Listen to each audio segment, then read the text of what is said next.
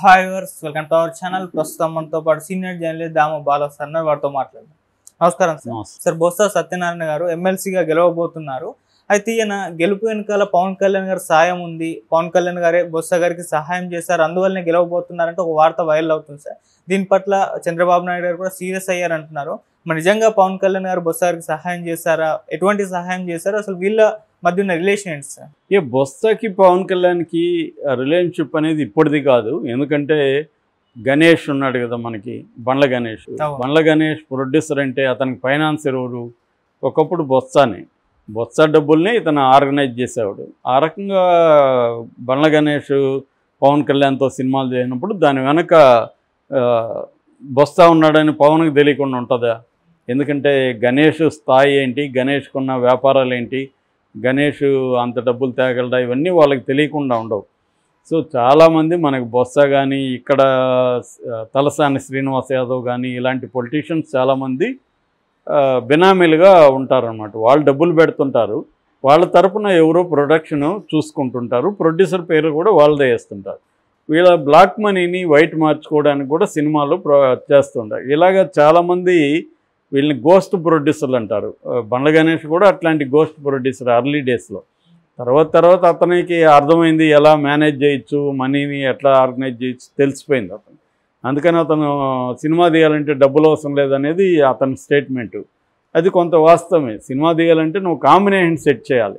Hero director combination set చేసి announce చేస్తే నీకు డిస్ట్రిబ్యూటర్ల నుంచి అక్కడి నుంచి ఇక్కడ నుంచి ముందే అమౌంట్ వస్తుంది. దాన్ని పెట్టుకొని సినిమాలు తీయచ్చు అనేది అతని ఉద్దేశం. కొంత ఫైనాన్స్ కూడా తీసుకోవచ్చు. లేదు బ్లాక్ మనీ కూడా బోల్డ్ వస్తుంది. ఇప్పుడు పెద్ద సినిమా అనౌన్స్ చేసినప్పుడు ఇలాంటి రాజకీయ నాయకులు వాళ్ళ రకరకాల పద్ధతులు బ్లాక్ మనీ పెట్టుకుంటారు. వాళ్ళకి సినిమా ఇండస్ట్రీలతో అవసరం కూడా ఉంటుంది. రకరకాల చీకటి వ్యవహారాలు కూడా సినిమా చుట్టూ నడుస్తుంటాయి. సో అందువల్ల రాజకీయ నాయకులకి సినిమాలకి అవినాభావ సంబంధం ఎప్పటి నుంచో ఉంది, కొత్తగా ఇప్పుడుది కాదు. అసలు మన చంద్రబాబే రాజకీయాల నుంచి, ఎన్టీఆర్ రాజకీయాల నుంచి, సినిమా నుంచి, చంద్రబాబు కూడా సినిమా రంగం నుంచి, సినిమాటోగ్రఫీ మినిస్టర్ ఫస్ట్ చంద్రబాబు. అలాగా సినిమాకి రాజకీయాలకు అవినాభావ సంబంధం ఉంది. అలాగా పవన్ కళ్యాణ్కి బొత్సకు కూడా ఎప్పటి నుంచి సంబంధాలు ఉన్నాయి. ఈ మధ్య కూడా బొత్స వైసీపీ నుంచి బయటకు వచ్చేస్తున్నాడు, జనసేనలో చేరుతున్నాడు అని కూడా వార్తలు వచ్చాయి. అందుకని వైసీపీకి వ్యతిరేకంగా బొత్స మాట్లాడుతున్నాడు. విశాఖ భూముల మీద దర్యాప్తు చేయమని ఆయన డిమాండ్ చేశాడు. అక్కడ డ్రగ్స్ షిప్ వచ్చింది, 25,000 కేజీల డ్రగ్గులు దొరికాయి సిబిఐ అనుకో, దాన్ని మీరు ఎందుకు పక్కకు పెట్టేశారని బొత్స ప్రశ్నించాడు. వీటన్నిటి చూస్తే బొత్స బయటకు వస్తున్నాడేమో అన్న ఫీలింగ్ అయితే క్రియేట్ అయింది. తెలుగుదేశం మీడియా కూడా ఈ వార్తని హైలైట్ చేసింది. అయితే జగన్ ఒక మాస్టర్ స్కెచ్ చేశాడు, బొత్సని తన కంట్రోల్లో పెట్టుకుందాం అనుకున్నాడు. అందుకని బొత్సకి తను ఒక ఇంపార్టెంట్ పొజిషన్. ఎందుకంటే బొత్స ఇప్పుడు ఎమ్మెల్సీగా గెలుపు అనేది క్లియర్ అయిపోయింది. ఎమ్మెల్సీగా వెళ్ళినాక రేపు అక్కడ మండలిలో ఇప్పటికి కూడా వైసీపీకి మెజార్టీ ఉంది. రేపొద్దున మండలిలో వైసీపీ తరపున ఈయన అధ్యక్షుడిగా ఉంటాడు. ఉన్నప్పుడు ఆయనకి అన్ని ప్రోటోకాల్ ప్రకారం అన్నీ దొరుకుతాయి.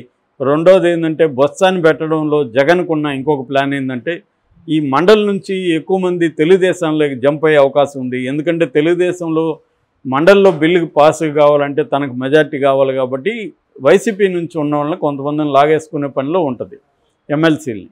దీన్ని అడ్డుకట్ట వేయాలంటే బొత్స లాంటి ఒక స్ట్రాంగ్ లీడర్గా ఉంటే తను పోనీకుండా చూసుకోగలడు, తను ఆర్గనైజ్ చేయగలడు. అట్లాగే ఎమ్మెల్సీ దీంట్లో లెజిస్లేటివ్ కౌన్సిల్లో చాలా స్ట్రాంగ్గా కూడా గట్టిగా మాట్లాడగలదు అని అన్నీ ఆలోచించి స్ట్రాటజిక్గా జగన్ పెట్టాడు. దాన్ని గెలిపించుకోవడానికి కూడా ప్లాన్ చేశాడు. అయితే తెలుగుదేశం చివరి మినిట్ వరకు కూడా బాబ్జీ అని, ఇంకా దిలీప్ చక్రవర్తి, రకరకాల పేర్లు బయటకు వచ్చాయి. సడన్గా తెలుగుదేశం లాస్ట్ మినిట్లో విత్డ్రా చేసుకుంది. ఈరోజు నామినేషన్ అనగా రేపు నామినేషన్ అనగా ఈరోజు ఈవినింగ్ విత్డ్రా చేసుకుంది. ఎందుకు ఇది జరిగింది? మామూలుగా చంద్రబాబు ఏ అవకాశాన్ని వదలడు, మనకు తెలుసు. ఆల్రెడీ అనేక దృష్టాంతాలు మనం చూసాం. ఆయనకు బలమున్నా లేకపోయినా మ్యానిపులేట్ చేసి వాళ్ళని కొనేసో నయానా భయాన్ని చేసో ఏదో ఒకటి చేసి ఆయన ట్రై చేస్తాడు. వివేకానంద రెడ్డిని ఓడించలేదా, అలాగా ఆ మధ్య శ్రీదేవిని కొనలేదా, ఇక్కడ డబ్బులు ఇవ్వలేదా, ఓటుకు నోటు కేసు, ఇవన్నీ చంద్రబాబు ఎప్పటి నుంచో చేస్తాడు. ఆయనకేమీ హుందా పాలిటిక్స్ చేయాలనేది చంద్రబాబుకి ఏముండదు. గెలుపు ఓటమి అనేది ఆయనకి ఇంపార్టెంట్. ఆయనకే కాదు, ఇవాళ ఏ రాజకీయ నాయకుడికైనా ఎవరికి హుందా పాలిటిక్స్ అనేది లేదు. ఆ పదమే బూత్ పదం. అందరికి కూడా గెలుపు ఓటమిలో ఉంటాయి. సో ఎందుకు చంద్రబాబు విత్డ్రా చేసుకున్నాడు అనేది కూడా షాక్. ఆయన అనుకుంటే ఎక్కువ, కనీసం 600 మంది వైసీపీ వైపు ఉన్నారు. అందులో 200 మంది లాగేయడం ఆయనకు పెద్ద విషయం కాదు. 2-3 ఆల్రెడీ వీళ్ళకి 200 ఉన్నారు. 200 ప్లస్ లాగేస్తే వీళ్ళు గెలిచే అవకాశం ఉంది. అందుకనే గెలుపు మేము గెలవాలనుకుంటే పెద్ద విషయం కాదని తెలుగుదేశం నాయకులు చెప్తున్నారు. అది వాస్తవం కూడా. ఎందుకంటే వాళ్ళు అధికారంలో ఉన్నారు. కింది స్థాయి వైసీపీ వాళ్ళు తెలుగుదేశంలో చేరకుండా అక్కడ పనిచేయడం కష్టమవుతుంది. వాళ్ళని ఇబ్బందులు పెడతారు, కేసులు పెడతారు, వాళ్ళు ఫైనాన్షియల్ వ్యవహారాలని దెబ్బతీస్తారు. ఇవన్నీ చేయగలరు. ఆయన ఎందుకు విత్డ్రా చేసుకున్నాడు చంద్రబాబు అంటే, పవన్ కళ్యాణ్ పేరు ఇప్పుడు రంగంలోకి వచ్చింది. పవన్ కళ్యాణ్ ఫోర్స్ చేయడం వల్లనే చంద్రబాబు విత్డ్రా చేసుకున్నాడు. ఎందుకంటే పవన్ కళ్యాణ్కి బొత్స గెలవడం అవసరం అనేది చెప్తున్నారు. ఎందుకు అంటే పవన్కి కూడా చంద్రబాబు నుంచి ఎవరైనా రాజకీయాల్లో యాక్టివ్గా పనిచేస్తున్నప్పుడు దే కీప్ లెర్నింగ్, నేర్చుకుంటూ ఉంటారు. ఎలా చేయాలి పాలిటిక్స్, మనం భవిష్యత్తులో ఎలా ఉండాలి. ఎప్పుడైనా కూడా రాజకీయాల్లో కానీ బిజినెస్లో దేంట్లైనా 2 రకాలు ఉంటుంది. షార్ట్ టర్మ్ ప్రయోజనాలు, లాంగ్ టర్మ్ ప్రయోజనాలు. దీన్నే tactics and strategy. Short term వేసే వ్యూహాల్ని టాక్టిక్స్ అంటారు, లాంగ్ టర్మ్ స్ట్రాటజీ అంటారు. యుద్ధంలో నుంచి వచ్చిన పదాలు ఇవన్నీ. సో వ్యూహము, ఎత్తుగడలు. స్ట్రాటజీ అంటే వ్యూహము, టాక్టిక్స్ అంటే ఎత్తుగడలు. ఇది కమ్యూనిస్టులు ఎక్కువ వాడుతుంటారు. సో అలాగా ఇప్పుడు పవన్ కళ్యాణ్ అధికారం ఉంది కాబట్టి తన భవిష్యత్తు పార్టీని ఎక్స్టెండ్ చేయాలంటే తనకి అన్ని ఏరియాల్లో కూడా స్ట్రాంగ్ లీడర్స్ కావాలనే విషయం అర్థమైంది పవన్ కళ్యాణ్. ఇప్పటివరకు ఏంటంటే పవన్ కళ్యాణ్కి వాళ్ళ అన్న నుంచి గుణపాఠాలు నేర్చుకొని స్ట్రాంగ్ లీడర్స్ ఉంటే వాళ్ళు మనల్ని డామినేట్ చేసి వాళ్ళు ఇష్టం వచ్చినట్టు లాక్కెళ్ళిపోతారు అని చెప్పి తనకంటే స్ట్రాంగ్గా ఏ లీడర్ని పార్టీలోకి రాకుండా అతను చూసుకున్నాడు. ఇప్పుడు అతనికి అధికారం వచ్చింది, కొంత విషయాలు అర్థమైనాయి. అందుకని బొత్స లాంటి లీడర్ కానీ మనకుంటే పార్టీలో మన జనసేన బలపడుతుంది. పైగా ఇద్దరు కూడా కాపు సామాజిక వర్గానికి చెందిన వాళ్ళే. ఉత్తరాంధ్రలో ఆయన బలమైన లీడరు కాబట్టి బొత్సాని మనం ఇప్పుడు సహాయం చేస్తే రేపు పొద్దున మనకి అతను మన వైపు ఉంటాడు అనేది పవన్ కళ్యాణ్కి ఉన్న అండర్స్టాండింగ్. సో ఇది జగన్కి తెలియచ్చు. కానీ ఇప్పుడు ప్రజెంట్ పాలిటిక్స్ వ్యూహం ఎత్తుగడలు అన్నాను కదా, ఇప్పుడు ప్రజెంట్కి జగన్కి బొత్సతో పని ఉంది. బొత్స లాంటి నాయకుడు మండలిలో ఉండాలి. లేదంటే ఆయన లేళ్లప్పిరెడ్డిని అనుకున్నారు. లేళ్లప్పిరెడ్డి పట్ల పార్టీలో కొంతమందిలో వ్యతిరేకత ఉంది. సీనియర్స్ అంతా ఉంటే తను ఎట్లా పెడతారని. బొత్స పట్ల వ్యతిరేకత లేదు.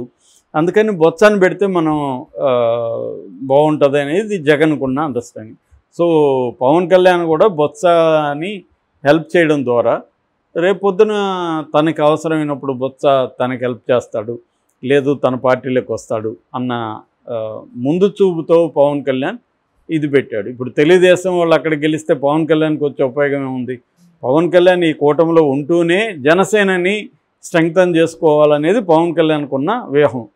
దీంట్లో ఉండాలి, తెలుగుదేశంతో గొడవలు పడకూడదు, అట్ ద సేమ్ టైం జనసేనని నిర్మాణంగా స్ట్రెంగ్తన్ చేసుకోవాలి అనేది పవన్ కళ్యాణ్ ప్లానింగ్. ఆల్రెడీ సభ్యత్వం విపరీతంగా చేర్చుకుంటున్నారు. పార్టీ 24 hours అక్కడ ఆఫీస్ పనిచేయాలని ప్లాన్ చేసుకుంటున్నాడు. తనకు జనంలో తన పట్ల పాజిటివ్ ఒపీనియన్ రావడానికి జనంతో ఇంటరాక్ట్ అవుతూ వాళ్ళ సమస్యలను పరిష్కరించడం ఇవన్నీ కూడా చేస్తున్నాడు. ఇది పవన్ కళ్యాణ్కి ఒక స్ట్రాటజీతో, అతను ఒక టాక్టిక్స్ అండ్ స్ట్రాటజీతో వ్యూహాత్మకంగా వెళ్తున్నాడు పవన్ కళ్యాణ్. అంటే తను కూటమిలో ఉంటూనే తన పార్టీని స్ట్రెంగ్తన్ ఎలా చేసుకోవాలి అనేది ఇది. ఎందుకంటే బీజేపీ అక్కడే ఆంధ్రప్రదేశ్లో ఫెయిల్ అయింది. బీజేపీ ఎప్పుడు పొత్తు పెట్టుకున్నా బీజేపీ బలహీన పడుతూ ఉంది. చంద్రబాబు కూడా తెలివిగా ఏం చేస్తాడంటే మంచిగా ఉంటూనే దాన్ని వీకెన్ చేయడంలో ఎక్స్పర్ట్ చంద్రబాబు. సో అందువల్ల అది పవన్ కళ్యాణ్కి తెలుసు. అందుకనే పవన్ కళ్యాణ్ ఏంటంటే చాలా జాగ్రత్తగా డీల్ చేసుకుంటూ వస్తున్నాడు. అందులో భాగంగానే బొత్సాని పవన్ కళ్యాణే హెల్ప్ చేశాడు. చాలామంది జగన్ వ్యూహాల వల్లే గెలుస్తున్నాడు అనుకుంటున్నారు, కానీ పవన్ కళ్యాణ్ కూడా అటుపక్క ఆపగలిగాడు, లేకపోతే చంద్రబాబు ఆగేవాడు కాదు అన్న ఒక వాదన తెలుగుదేశం వర్గాల నుంచే వినిపిస్తుంది.